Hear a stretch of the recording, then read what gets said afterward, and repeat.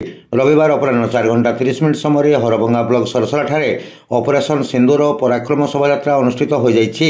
उक्त शोभायात्रा मुख्यमंत्री मोहन चरण माझी जोग देइथिले। प्रारंभ में सरसरा हाईस्कल निकट पड़िया एक सभा अनुष्ठित होता।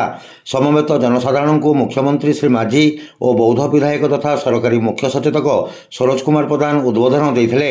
ऑपरेशन सिंदूर में पाकिस्तान को दिया कड़ा जवाब परिप्रेक्षी भारतीय सेनाबाहिनी और प्रधानमंत्री नरेंद्र मोदी को मुख्यमंत्री धन्यवाद अर्पण करथिले।